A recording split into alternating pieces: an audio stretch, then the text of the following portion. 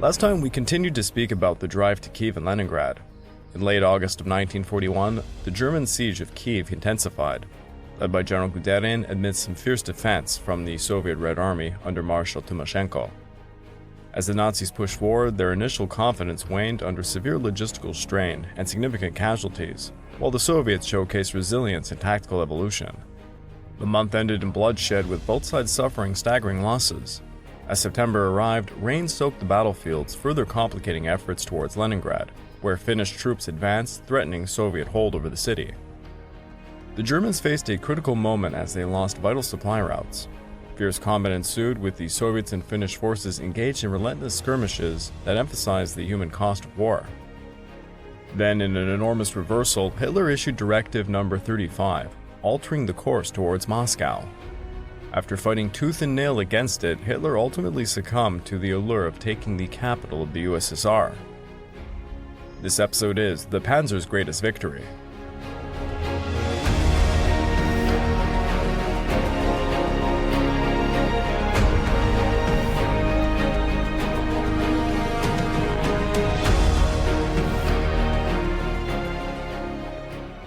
Well, hello again, and welcome back to the Eastern Front podcast week by week, and I'm your dutiful host, Craig Watson. But before we begin, I just want to remind you all that this podcast is only made possible through the efforts of Kings and Generals over at YouTube. Perhaps you want to learn a bit more about World War II? Kings and Generals has an assortment of episodes on World War II, and so much more, so go give them a look over at YouTube. So please subscribe to Kings and Generals over at YouTube, and continue to produce this content by checking out www.patreon.com/kingsandgenerals. And hey, don't forget about our sister podcasts over at the Pacific War Week by Week podcast and the Fall and Rise of China podcast, both written and narrated by me. And hey, after all that, if you're still hungry for some more history, why don't you check out my personal channel, the Pacific War channel found over at YouTube, and Echoes of War found on major podcast platforms. Over at Echoes of War, we are now starting a mini-series covering the Greco-Persian Wars. And if you'd like to further support me, please consider checking out my YouTube membership or my Patreon account at www.patreon.com/thepacificwarchannel. By joining either of these, you get access to the exclusive podcast series, which is 32 episodes and ongoing, early access to all the content I make, and voting rights for the subjects I will tackle next. And over there, the latest exclusive podcast has nothing to do with history. It's actually about Tolkien. The episode is titled Sauron's Plan to Win the War for Middle-earth. So if you like a little bit of fantasy, please go check it out. Leningrad is now encircled. Guderian and Kleist are on the brink of merging their forces just outside the ancient city of Kiev. As the war rages on, the Red Army unleashes a relentless assault on the German positions within the center. We find ourselves in the 11th week of Operation Barbarossa.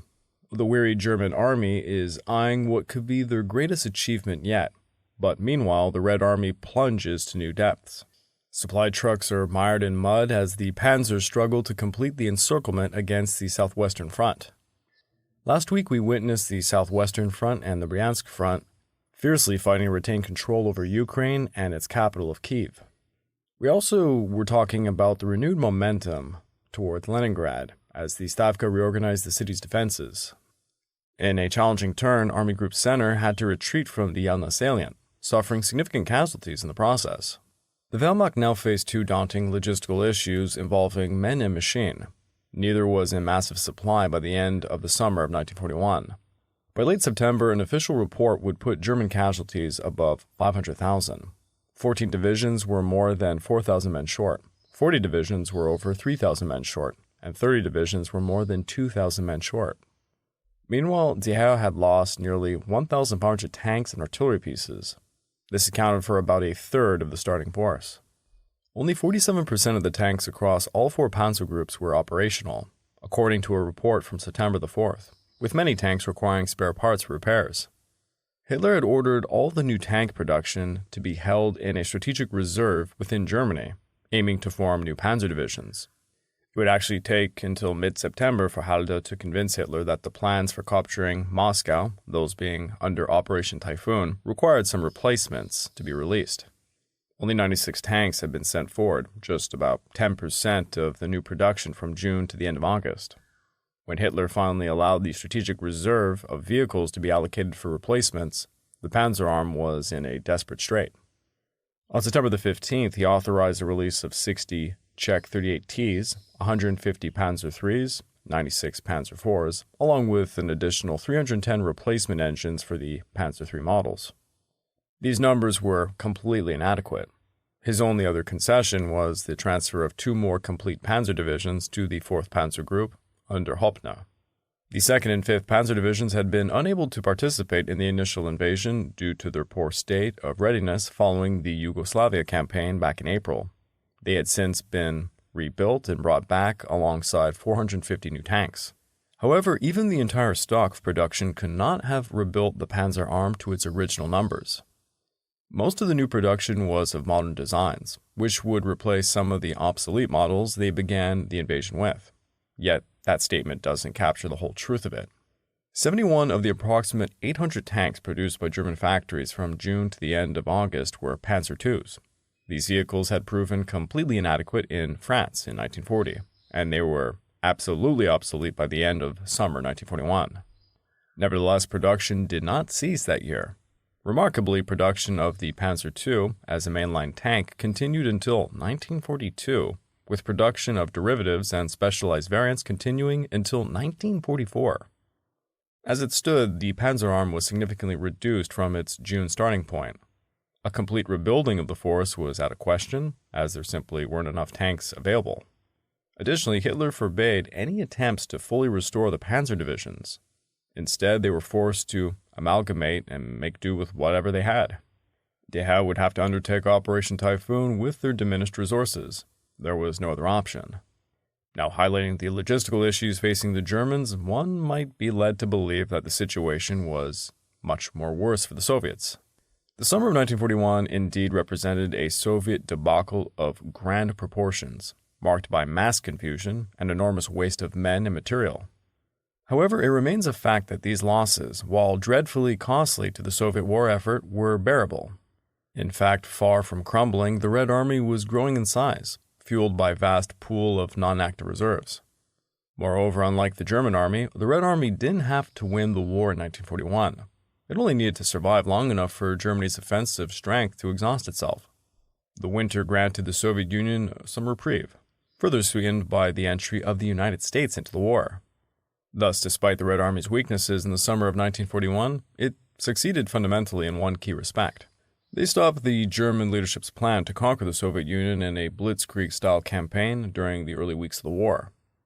As historian Jacob Kipp concluded in his study of the Battle of Smolensk, "At a horrible cost in losses, Russia gave up her sons and her land to bleed the Wehrmacht white, even if the losses were 10-1 in favor of the German invader.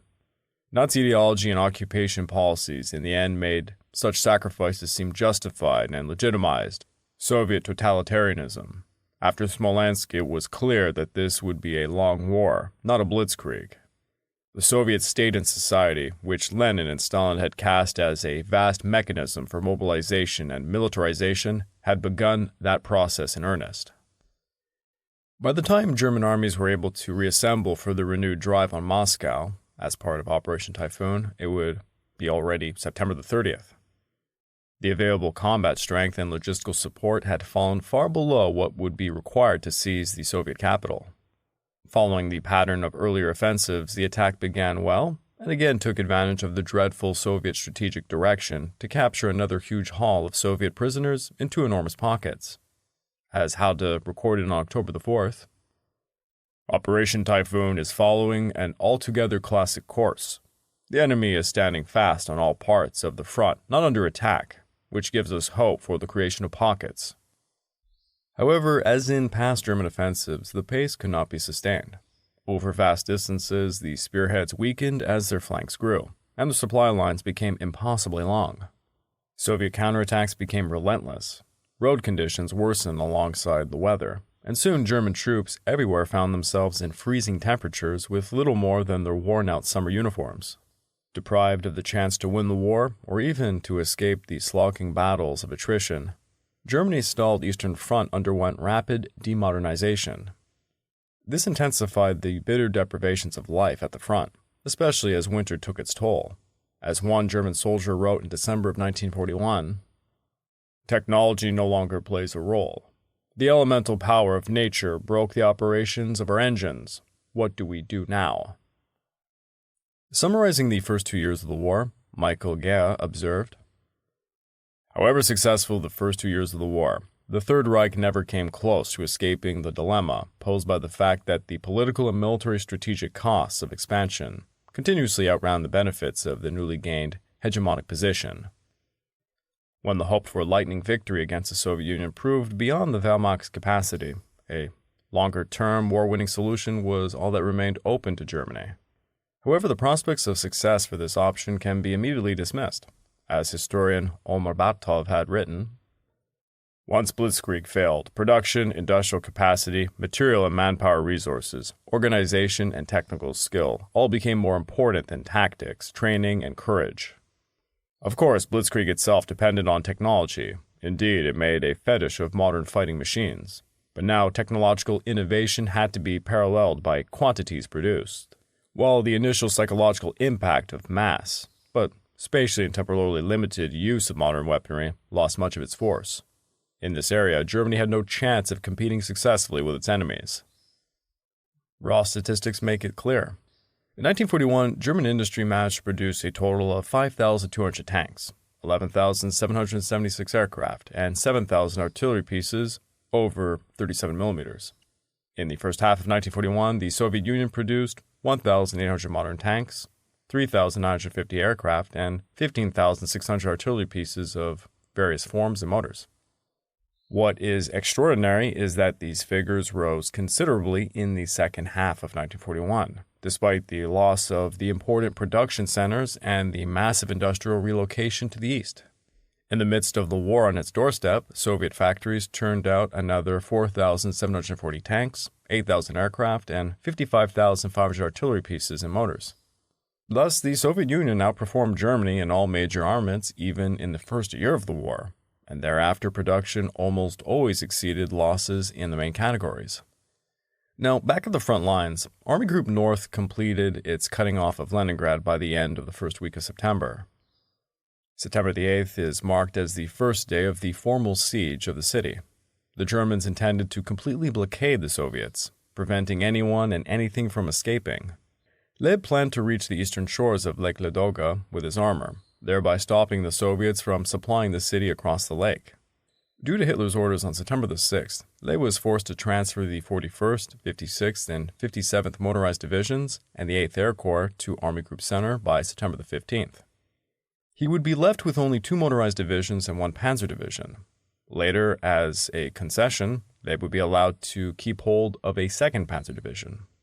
Realizing he needed everything he could to accomplish his mission, he moved up his timetables. The city was still strongly defended as the Soviets had been preparing their defenses for weeks. 3 armies with a total of 452,000 men held the perimeter. The various divisions and smaller units that comprised the 3 armies were in varying states of readiness. To supply these forces, 3 divisions of the People's Militia had been raised from the city's population. The People's Militia divisions, also known as the DNO, or the Division of Narodno Opuchenia, were raised from the civilian population, and they received little formal training. Equipped with whatever was available, these units were theoretically considered irregular forces. However, many of them fought in Leningrad as regular infantry divisions. Over time, some of these divisions were formally designated as regular units, with a few even being recognized as guard units. The Baltic Fleet, which also was present in the harbor, consisted of 2 battleships and several smaller ships. They proved significant gunfire support to the defenders during the siege, firing 358 barrages that delivered 9,368 shells in September alone. East of the encircled city, the northwestern front was rebuilding, attempting to break the siege and maintain the supply connection across Lake Ladoga. The 85,000-strong 54th Army was assembling at Volkov, while the remnants of the 48th Army held the front lines. The Soviet defenses formed a rough triangle around Leningrad, bounded by Krasnogvardensky in the south, Lake Ladoga and the Neva River in the east, and the Baltic in the west. Leningrad was already beginning to feel the effects of the encirclement as Leib had brought up his large siege guns in the first week of September. The siege guns of Army Group North included 240mm K3s, manufactured by Krupp. Approximately 6 of these guns were present at Leningrad, deployed under the 2nd Battalion of the 84th Artillery Regiment. Later in the siege, at least one of the massive 280mm Bruno guns were brought up to bear on the city as well. Additionally, the 18th Army possessed a battalion of 210mm Mortier 18 guns, further enhancing the artillery capabilities aimed at the besieged city.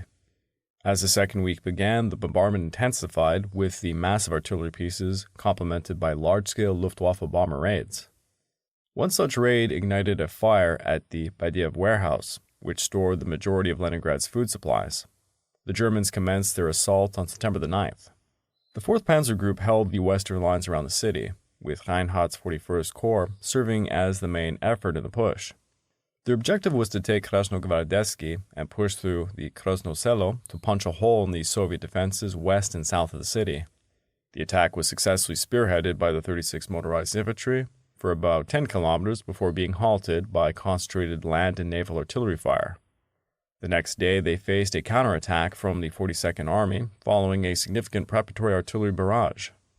A stalemate developed in the area between Krasno Selo and Krasnogvardetsky, and later that day the 1st Panzers were committed, achieving some initial successes, but more reinforcements were needed to break through the Soviet defenses. Reinhardt then deployed his last reserve formation, a single panzer battalion from the 8th Division, but this did not decisively shift the battle in favor of the Germans. By September the 12th, it was Voshilov's turn to send his last reserves into the fight, including a naval infantry brigade and the newly formed 5th People's Militia Division. Despite these efforts, Krasno Selo fell, and Krasnogvardetsky was being outflanked, while Pulkovo held firm. Although there was a small opportunity to capitalize on their success, additional reinforcements were necessary, but none were available, as the 8th Panzer was still reorganizing after its heavy losses back in August. Leib received explicit orders that the 41st Corps had to be transferred in good condition, despite its role as an offensive spearhead. He was also informed that the Soviet 54th Army had begun to attack his flanks, forcing him desperately to reorganize his line to cover the gap created by the imminent departure of the majority of his panzer group. Leib needed to concentrate enough force for another attempt at capturing the city while keeping the outer lines of the blockade secure from Soviet attacks. Reinhardt was instructed to make one final assault before being allowed to redeploy.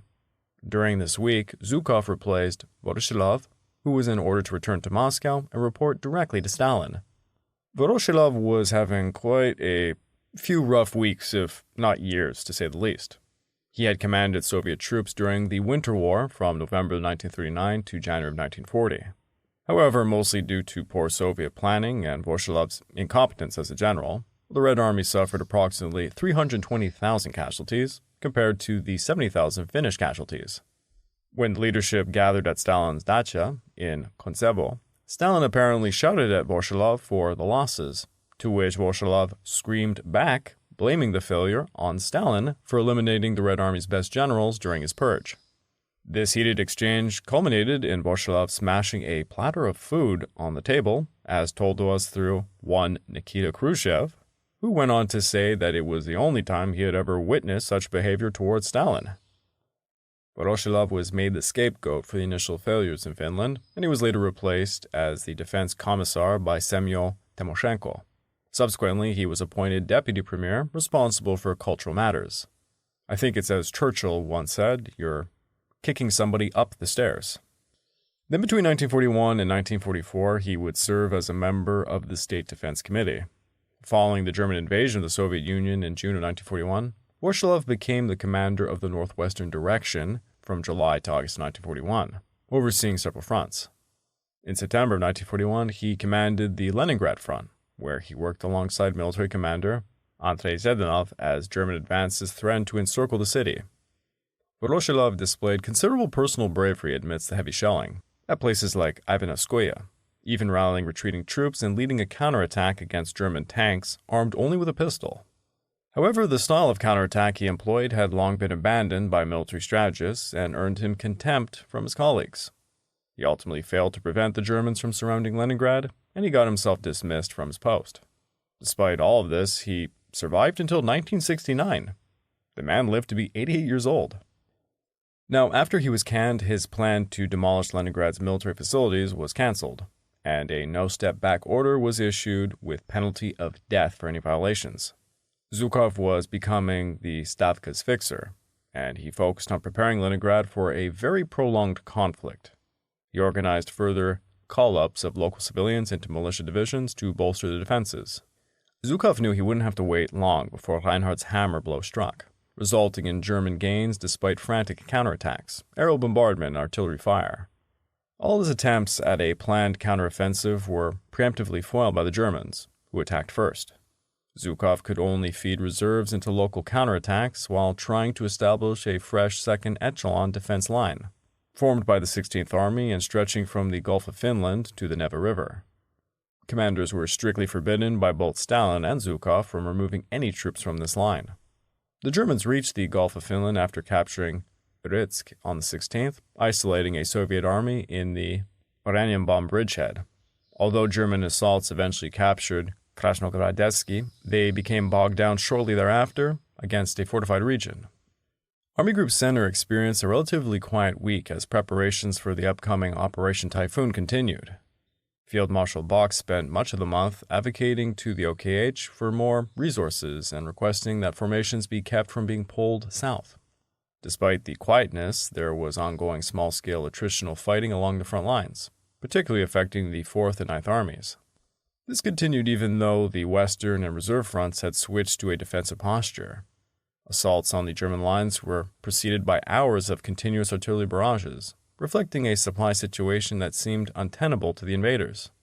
German artillery had been rationing ammunition for weeks, leading many Wehrmacht soldiers to express disbelief that the Soviets could sustain their forces with such abundance of ammunition. While this fighting gradually depleted the strength of both sides, there was no imminent risk of a major breakthrough by the Soviets. With the center appearing stable, the focus on both the Stavka and the OKH had shifted southwards. Stalin's obstinacy regarding Kiev, despite all advice from his military advisors, makes little sense from a purely military perspective. However, the city was the third largest in the USSR, and it held significant historical importance. Abandoning it would have been politically devastating, potentially undermining the morale of the defenders in Leningrad and Odessa. Furthermore, Stalin was eager to demonstrate to the Americans and the British that the USSR was worthy of receiving aid. If it appeared that the USSR was on the verge of capitulation, support would likely diminish. Therefore, Kiev could not be abandoned without a fight. Stalin had requested that Churchill establish a second front against Germany, or, failing that, deploy 20 to 30 British divisions into the USSR as an expeditionary force. This request was refused as impossible. Although Stalin recognized the danger posed by Guderian's advance southwards, he severely overestimated the capabilities of the Red Army while underestimating the strength of the German divisions. He believed Guderian was likely positioning himself for a future flanking offensive against Moscow, rather than attempting to encircle the forces in Kiev. Even if Guderian continued south, Stalin maintained confidence that Eremenko could contain the unfolding disaster. Eremenko was struggling to hold back Guderian's advances despite being promoted and receiving reinforcements. On the 7th, Marshal Shapochnikov and his deputy, Vasilevsky, approached the Soviet dictator, asking permission for the Southwestern Front to withdraw. Random factoid, over on the Pacific War Week by Week podcast, I'm actually covering the Soviet invasion of Manchuria in 1945, and Mr. Vasilevsky basically ran the show there. Their request was initially denied. After much pleading, they were granted permission for localized withdrawals for the 5th and 37th Armies, but no further measures were allowed. Vasilevsky recalled this. In other words, this was a halfway measure. The mere mention of an urgent need to abandon Kiev threw Stalin into a rage, and he momentarily lost his self-control. He evidently did not have sufficient willpower to withstand these outbursts of uncontrollable rage or a proper appreciation of our responsibility for the impending catastrophe on the southwestern direction. Bedonia and Zhukov were just two of the officers demoted for challenging Stalin over Kiev. As for Guderian, the rain continued to turn the landscape into impenetrable mud throughout the second week. The mud had not only slowed the advance, but disabled a lot of the combat and logistical vehicles. To operate the vehicles had to operate in the lower gear, which spiked their fuel consumptions further. One estimate was that instead of the normal 300 liters of fuel per 100 kilometers, fuel consumption was now about 15,000 liters per 100 kilometers, with that increasing again by 100 to 200% cross-country. His movements in the first week had not impressed Bock, and their already tenuous relationship was strained further by the slow pace of the advance. However, Guderian and Weiss's Second Army offensives began to exploit some cracks in Eremenko's crumbling front. On the 10th, Model's 3rd Panzer Division broke through one of these gaps and raced to Romny, which was intended to be the meeting point between Guderian and Kleist. However, there was no sign of Kleist. In fact, he had not yet initiated his offensive. Fortunately, Romny had been a major staging area for the Red Army, and Model's breakthrough was so sudden and rapid that he managed to capture significant stockpiles of supplies there, alleviating some of their logistical issues. This is just one example amongst hundreds for the first months of Operation Barbarossa, illustrating how fate afforded the Germans opportunities that they could not have relied upon. However, sooner or later they would find that luck would begin to turn against them. Model's fuel stocks were nearly depleted, and there had not been enough to send his supply trucks back.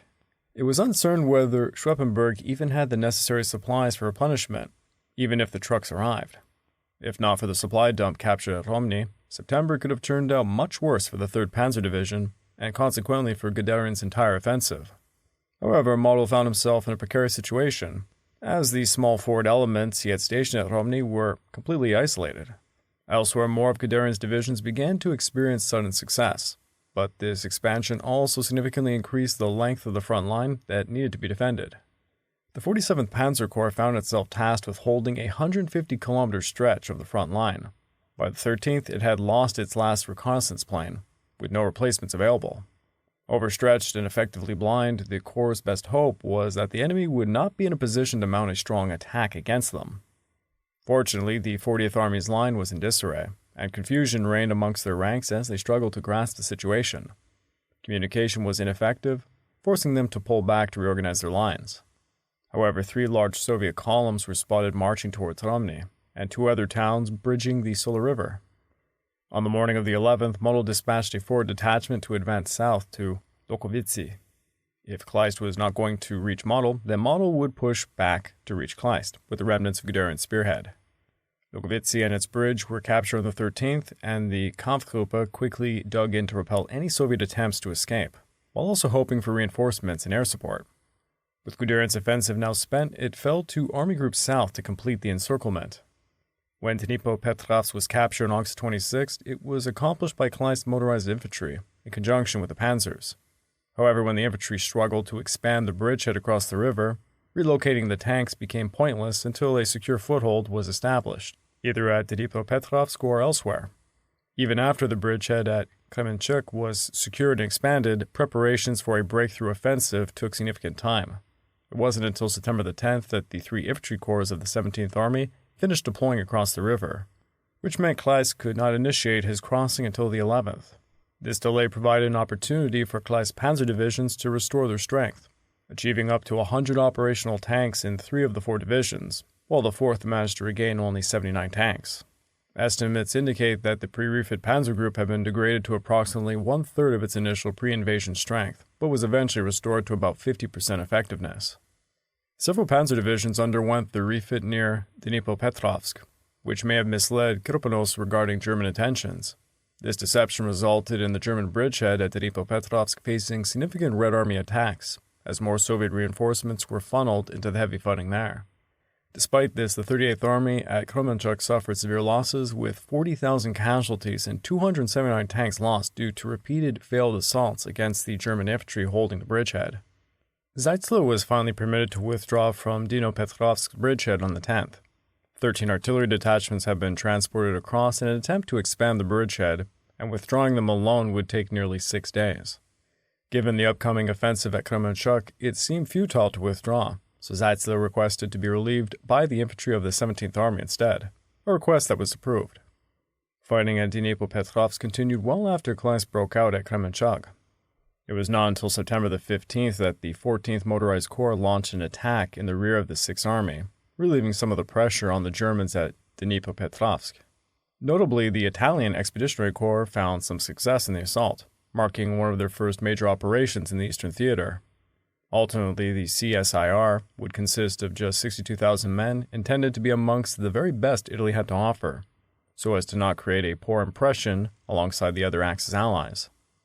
When Keitel laid his eyes on them upon their arrival on the Eastern Front at the end of August, he scornfully described the forces as a boundless disappointment, noting that the officers were far too old and that the troops amounted to half-soldiers, incapable of standing up to the Red Army. Even Hitler disparagingly referred to the Italians as nothing more than harvest hands. In any case, the Italians were too few in number and arrived far too late on the Eastern Front to have any significant impact on the fortunes of Germany's 1941 campaign. Kleist's offensive finally commenced on the morning of the 12th. Hube's 16th Panzer, supported by artillery and air forces, shattered 2 Soviet rifle divisions and raced to Semenovka by the afternoon. However, Hube's advance was halted 15 kilometers short of Koro due to running completely out of fuel. The situation was worsened by mud, which slowed the following 9th Division, still in the process of crossing the river. Had there been any Red Army forces with sufficient strength or mobility, Hube's isolated division would have faced a serious risk of counterattack and a potential destruction. After refueling overnight, the 16th Panzers pushed to Lubny, moving 40 kilometers from Model's advance, Kampfgruppe. There, the Panzers were stopped until the next day by fierce resistance from the NKVD, local worker militias, and an anti-aircraft battery. Subsequent attacks by the 17th Army and the rest of Kleist's divisions led to the near disintegration of Veklerko's 38th Army. Over the following 2 days, Kleist managed to get 3 Panzer divisions across the river, supported by the 48th Motorized Infantry Corps. The Soviet 47th Tank Division attempted to flank against the Kampf's Motorized Corps, but its remaining few dozen light tanks made little impact. With several Panzer divisions now positioned behind their lines, panic began to spread across the entire southwestern front, causing both its southern and northern positions to crumble under the weight of German infantry offensives. By the end of the 13th, it was clear that Kopernos was doomed. Only the 38th and 40th Armies remained operational. The 38th was nearly shattered from the fighting at Kremenchug, while the 40th was poorly positioned to offer any assistance. There was no reserve armies available to break the encirclement, and Kopernos was constrained to unfavorable defensive positions due to Stalin's directives.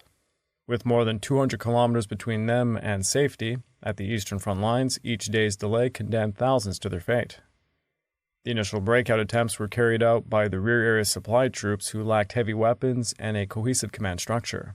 Despite being extremely outnumbered, Model's forces managed to hold onto the river crossings. Although the main bridges were secured by the Germans, the encirclement was not completely sealed. Along Guderian's line, breakout attempts led to several unexpected battles. One notable instance involved Schweppenberg's 24th Panzer Corps command post being abruptly attacked by a Soviet column, nearly overrun.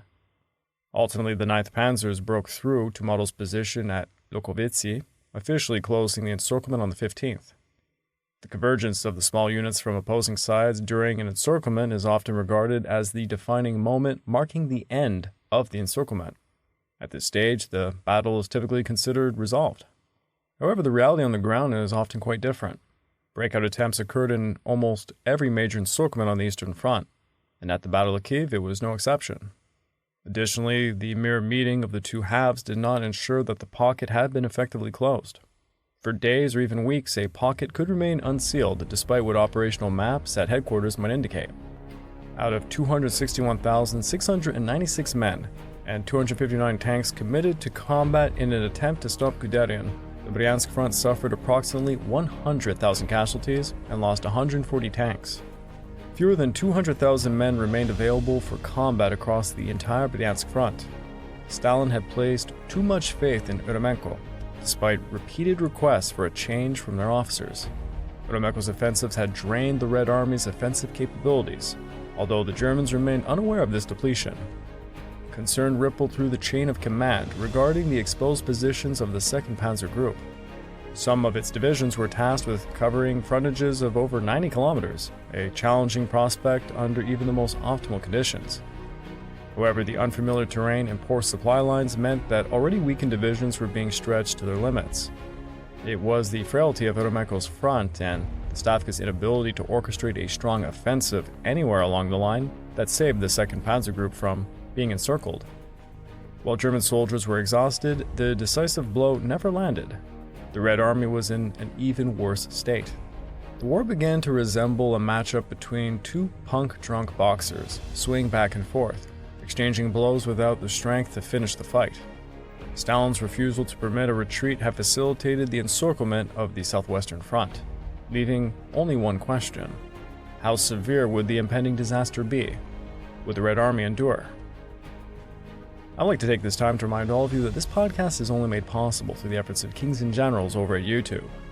Please go subscribe to Kings and Generals over at YouTube. You can help produce this content by checking out www.patreon.com/kingsandgenerals. And hey, don't forget about our sister podcasts over at the Pacific War Week by Week podcast and the Fall and Rise of China podcast, both written and narrated by me. And if after all that, if you're still hungry for some more history, why don't you check out my personal channel, the Pacific War channel found over at YouTube, and Echoes of War found on major podcast platforms. If you'd like to further support me, please consider checking out my YouTube membership or my Patreon account at www.patreon.com/thepacificwarchannel. By joining either of these, you get access to the exclusive podcast series, early access to all the content I make, and voting rights for the subjects I will tackle next. As the German siege of Kiev intensified, General Guderian led an aggressive push against the resilient Soviet Red Army. Despite initial successes, the Nazis faced severe logistical challenges and heavy casualties as rain turned battlefields into mud. Meanwhile, Hitler's changing directives hampered operations, leading to a stalled advance on Moscow. By September, the brutal realities of war shifted tactics, and both sides prepared for a long and grueling conflict.